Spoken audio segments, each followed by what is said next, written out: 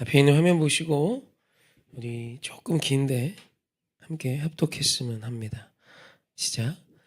이삭이 나이가 많아 눈이 어두워 잘 보지 못하더니 맏아들 에서를 불러 이르되 내 아들아 하매 그가 이르되 내가 여기 있나이다 하니 이삭이 이르되 내가 이제 늙어 어느 날 죽을는지 알지 못하니 그런즉 내 기구 곧 화살통과 활을 가지고 들에 가서 나를 위하여 사냥하여 내가 즐기는 별미를 만들어 내게로 가져와서 먹게 하여 내가 죽기 전에 내 마음껏 내게 축복하게 하라.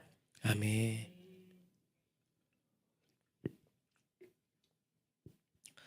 우리가 이삭의 스토리를 보면 굉장히 은혜로웠던 부분이 많이 있죠. 특히 이삭의 우물 사건만 해도 이삭은 세상식으로 우물의 문제, 어찌 보면 그 시대의 생사의 문제를 세상식으로 풀어가지 않았죠.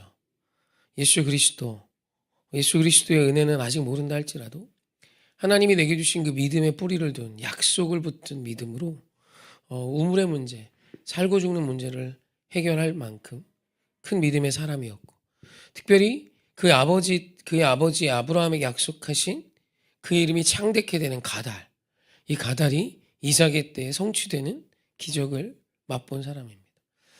물론 실수도 있고 여러 가지 연약함도 있었지만 그래도 이삭은 참으로 믿음으로 씨름할 줄 아는 사람이었음을 성경에서 명확히 기록하고 있고, 그를 통하여 하나님이 이루시고자 원하셨던 일들을 이루어가고 계심을 분명히 기록합니다. 그런데 오늘 말씀을 보면 하나님께서 에서가 아닌 야곱을 택했음을 리브가를 통해 말씀하셨죠. 말씀 한번 볼까요? 창세기 25장 23절입니다. 합독합니다. 여호와께서 그에게 이르시되 두 국민이 내 태중에 있구나. 두 민족이 내 복중으로부터 나누이리라. 이 족속이 저 족속보다 강하겠고 큰 자가 어린 자를 섬기리라 하셨더라. 아멘. 분명히 하나님께서 리브가에게 말씀하셨지만 리브가가 이 얘기를 어찌 이삭에게 하지 않았겠습니까? 그리고 이삭 또한 하나님과 동행하는 삶을 산 자로 이 사실을 저는 분명히 알고 있었을 것이라 확신하고 대부분의 성경학자들도 동의합니다. 또 명확히 오늘 리브가를 향하여 말씀하신 하나님의 계획이 기록되어 있기 때문이죠. 그런데 이삭은 에서를 축복하기로 결정했어요. 이해가 잘 안 되죠. 하나님이 야곱을 택하셨는데 이삭은 에서를 선택했어요. 고집이죠. 분명히 우리가 이제 자녀를 키우다 보면 나하고 좀 더 맞는 자녀가 있을 수 있는 것 같아요. 그래서 어떤 분은 아예 대놓고 나는 둘째가 더 좋아 뭐 이런 얘기도 하시고, 저도 아들 셋 키우는데 글쎄 뭐 누가 더 좋은지는 잘 모르겠고 명확히 셋은 다 다릅니다. 큰애, 둘째, 셋째가 좀 다 다르죠.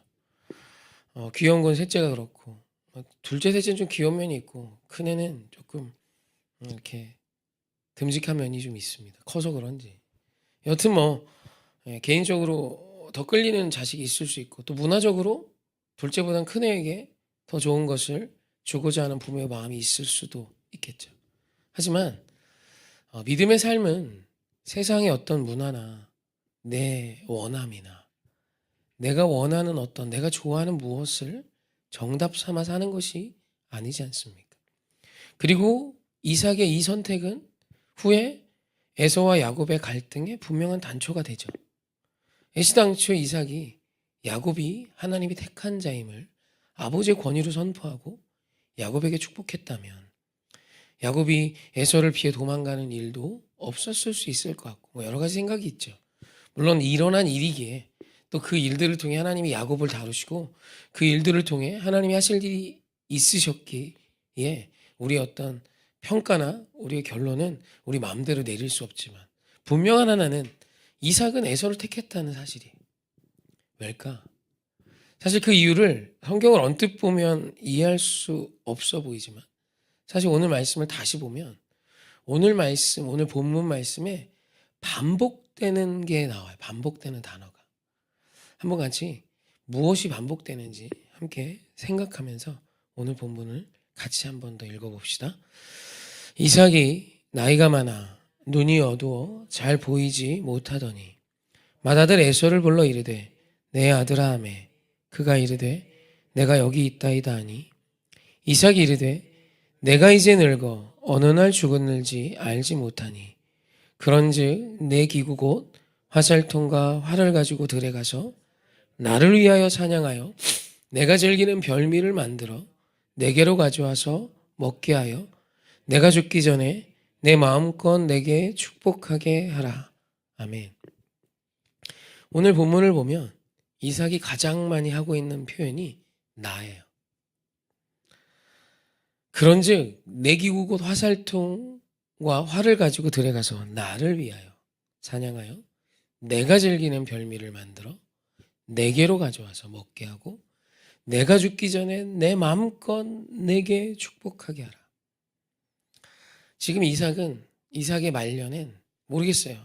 연약함 때문이고 이제 살 날이 얼마 남지 않았기 때문에 두려웠는지 모르지만 적어도 이 에서에게 이삭이 마지막 축복을 하겠다라고 선포하는 이 고백 안에 여호와 하나님의 이름, 주님의 뜻, 주님의 생각, 주님의 약속은 없었어요.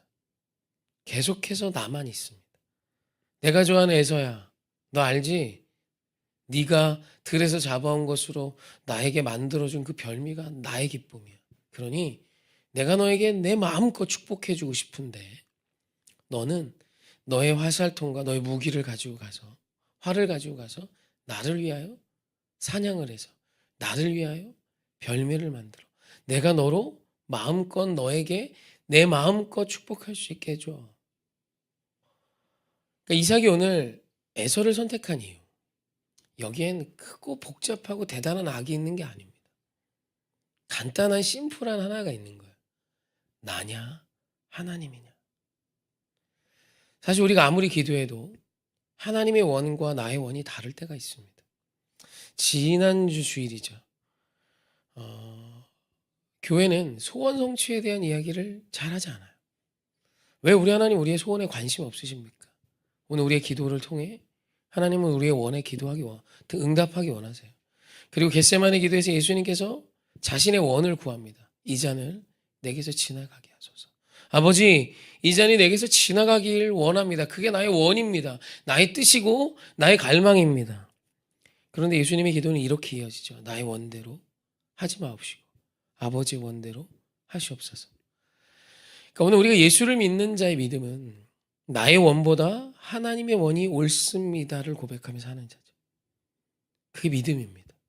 믿음은 나의 고집을 관철시키는 게 아니에요. 믿음은 나의 뜻대로 되어지는 세상을 간구하는 게 아닙니다. 아버지의 나라, 아버지의 뜻, 아버지의 다스림 아래 굴복하며 주님의 다스림이 옳습니다, 선합니다를 고백하며 사는 것이죠.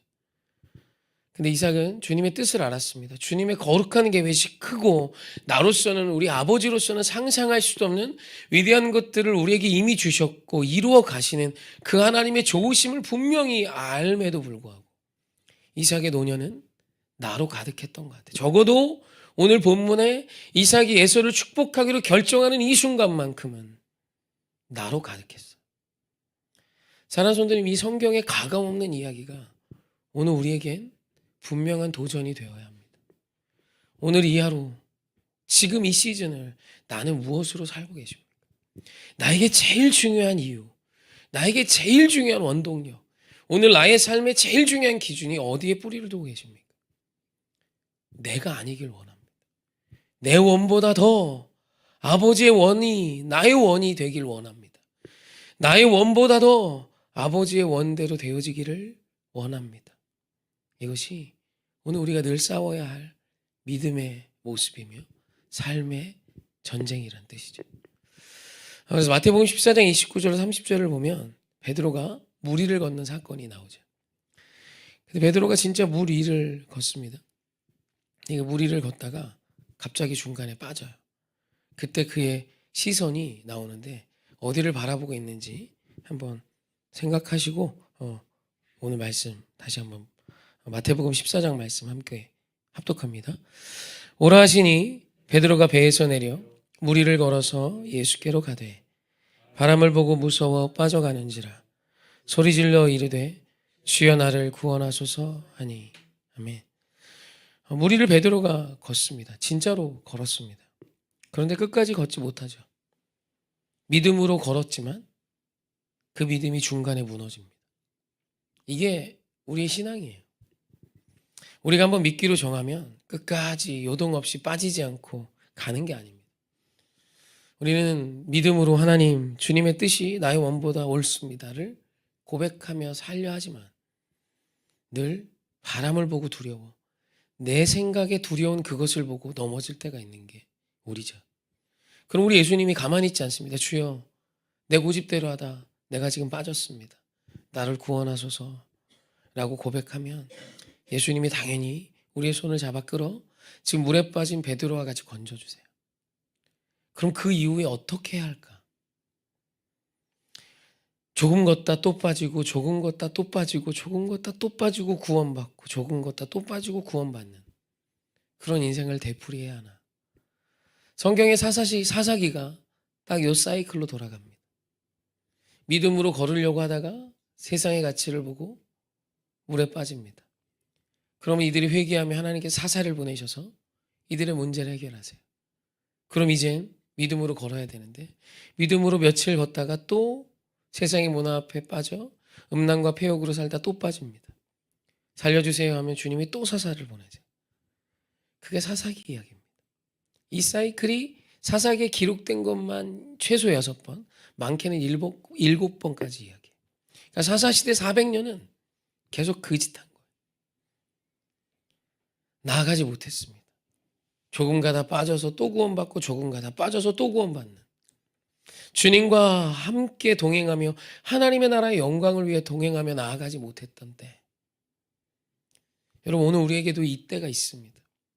오늘 그 사사시대 사람들을 정죄하려는 것이 아니라 그 사사시대 핵심 가치가 뭡니까? 내 소견에 오른 대로, 각기 소견에 내 눈에 보기 좋은 대로 나로 살았던 시대가 사사시대예요. 여러분 오늘 우리의 인생의 힘은 나에게 있지 않습니다. 여호와 하나님께, 예수 그리스도께 있는 거예요. 그러니 오늘 우리가 싸워야 하는 싸움은 내 안에서 내 뜻과 하나님의 원 중에 주님의 원을 쫓아 나아가는 믿음의 여정을 걸으셨으면 좋겠습니다.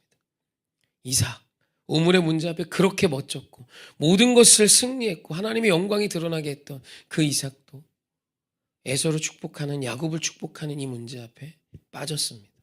이유는 나에게 내 뜻대로, 내 원대로, 내가 좋아하는 대로, 내 마음대로라는 나로 살았던 때였기 때문이에요. 그래서 오늘 이 하루 하나님으로 가득하셨으면 좋겠습니다. 아니, 우리 이후의 모든 날들이 나보다 더 하나님의 뜻으로 채워지셨으면 좋겠습니다. 예수가 오르십니다. 그분이 선이시고 예수 그리스도가 길과 진리 생명임을 신뢰하고 오늘 혹 무리를 걷다 빠졌다면 다시 예수께 구원을 얻으시고 예수 그리스도와 동행하는 여정을 힘있게 살아내는 저와 여러분이길 주님의 이름으로 축원합니다.